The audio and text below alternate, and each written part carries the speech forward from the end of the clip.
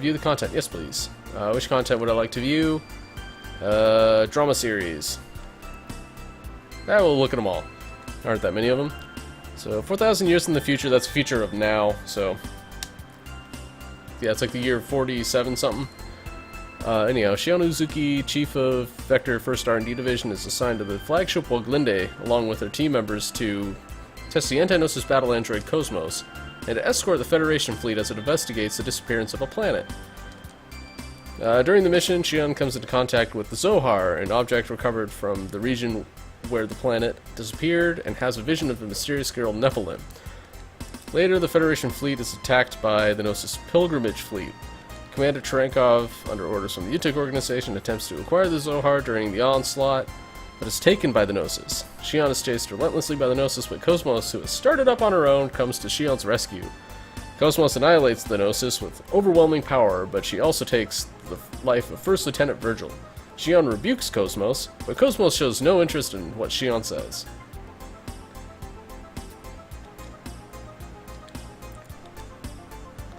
This one, yeah, Xenosaga 2 definitely has a better soundtrack than Xenosaga 1. I mean, Xenosaga 1 has a couple of good songs, but for the most part, you're just kind of running around in a silent void. That is a decent question. The Gnosis are kind of aliens. They're drawn to the Zohar. A lot of the time, they're non-corporeal, so they're really hard to combat. But under certain circumstances, they can materialize, and yeah. So, space aliens. That's what the Gnosis are. Alright, so, Chapter 2. Shion escapes from the Woglinde is picked up by the civilian freighter ship Elsa. At Cosmo's suggestion, the crew of the Elsa Sanctuary reluctantly alters its course and heads to the second mill ship.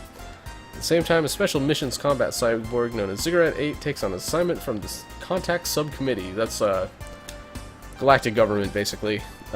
His mission is to recover the 100 series Realium prototype Momo, and that was the red-haired little girl there. Created by Professor Joachim Mizrahi. He infiltrates the UTIC organization base and succeeds in rescuing Momo, but is pursued by the UTIC commander Margulis. Ziggy and Momo are rescued by the Elsa in hyperspace. Upon learning that the two of them are headed for Second Miltia, the group decides to travel together.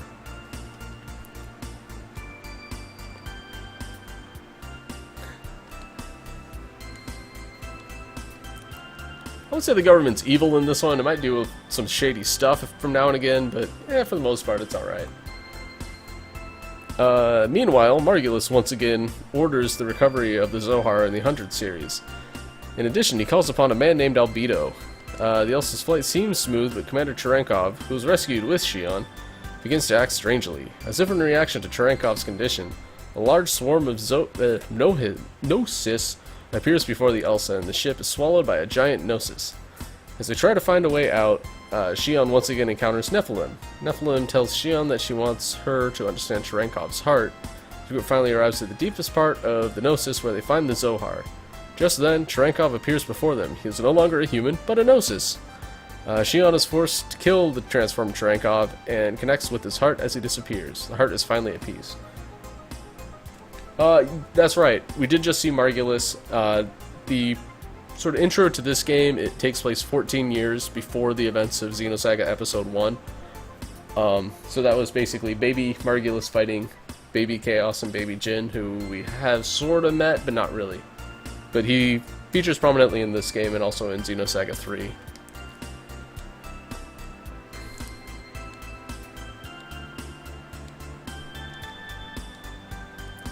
And going back to the Gnosis, people can turn into Gnosis, so yippee-ki-yay.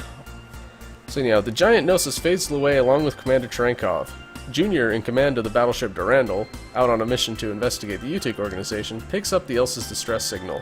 Faced with an overwhelming number of Gnosis, however, the Durandal is trapped along with the Elsa. In the seemingly hopeless situation, Cosmos faces the Gnosis and unleashes her power. She annihilates and absorbs the Gnosis swarm. Shion begins to fear Cosmos' secrets that even she, her creator, does not know about. Junior recovers the Zohar and the damaged Elsa. On the way to the Foundation, Junior explains to them about the Zohar and Gnosis and that it all started with the Miltian conflict. Oh, that's right. Gnosis are kind of interdimensional beings, so that's where they come from. They come from like rifts in time and stuff. Where am I? Military conflict caused by Joachim Mizrahi 14 years ago. Momo is shocked to hear that her father is known as a madman. Shion gently comforts the troubled Momo, telling her that Joachim's inventions continue to be useful to the people, and that he couldn't have been such a madman. Wow, they're gonna cram a lot of content into number 5 here.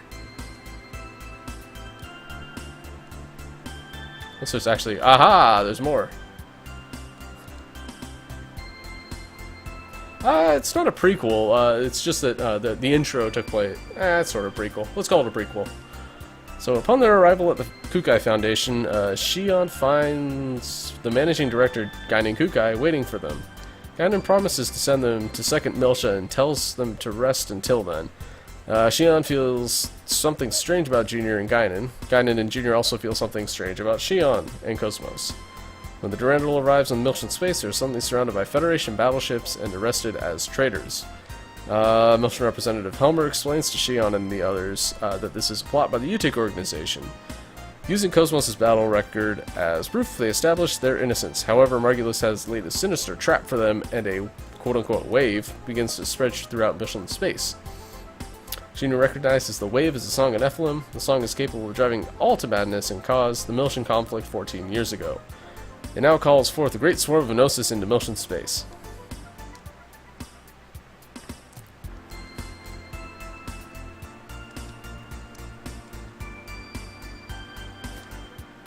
The Foundation is thrown into disarray by the Gnosis attack. Shion holds off the Gnosis and helps the citizens to evacuate, but amidst the confusion, Momo is kidnapped by Albedo. Upon learning that the entire incident was a trap set by Albedo, Junior hurriedly prepares to rescue Momo. However, he is unable to catch Albedo, who escapes to a phase distortion. Vector suggests the use of Cosmos' phase transfer canyon, a weapon capable of destroying objects within space phase distortions. Shion refuses at first, but then consents in order to save Momo. The Song of Nephilim appears before them, and Shion heads to the song in order to rescue Momo. In the deepest part of the song, they face off against Albedo. Okay, so they don't actually say this, but the Song of Nephilim is a giant space station. And it was Joachim Mizrahi's secret lab on Old Miltia, where he basically conducted all manner of crazy experiments. So, yeah, it's kind of a spooky place. Yeah, Albedo invades Momo's mind and attempts to take the Y data, but is blocked. Y data is just some.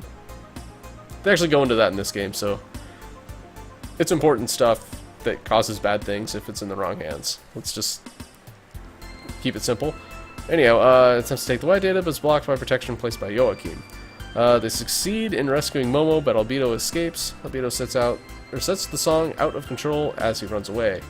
It absorbs all the surrounding Gnosis, then warps the surrounding space.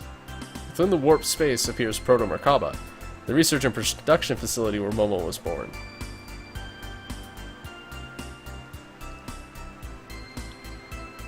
Yeah, Xenosaga Episode 1, definitely worth a play. If you can find it for cheap, at least. Alright, Proto Merkaba docks with the song and becomes operational. It annihilates the Federation fleet in an instant, and Albedo targets Second Miltia. Shion begins an attack to stop Proto Merkaba. Upon arriving at the center of Proto Merkaba, they find Albedo and Proto Merkaba's core, which has been overtaken by a Gnosis. The Gnosis fuses itself with the core and goes out of control. Albedo laughs at them and then disappears. They succeed in stopping Proto Merkaba, but now it begins to fall towards Second Miltia. In order to minimize the damage, they must split Proto Merkaba apart, but there will not be enough time for them to escape. Cosmos tells Shion that she will remain behind in order to split Proto Merkaba, since she is capable of escaping after the procedure is complete. The others urge Shion on, and she reluctantly agrees. Proto Merkaba begins splitting apart, but the destruction of Proto Merkaba throws the Elsa off balance and it falls into the atmosphere along with the wreckage. The Elsa is at the brink of destruction when, on the outer ship's monitor, they see Cosmos on the outer hull of the Elsa. Cosmos extends her defense field and protects the Elsa. Shion conserved for Cosmos' safety, yells at her to stop, but communications cut off. Let's get into a lot of detail here. Cosmos' defense field allows the Elsa to descend safely to Second Miltia, but the crew shows no signs of joy. Shion is saddened At the thought of losing Cosmos, eventually the monitor on the bridge recovers, and it is displayed in the form of Cosmos standing on the outer hull. So, super mega happy ending. Yeah, this is PS2.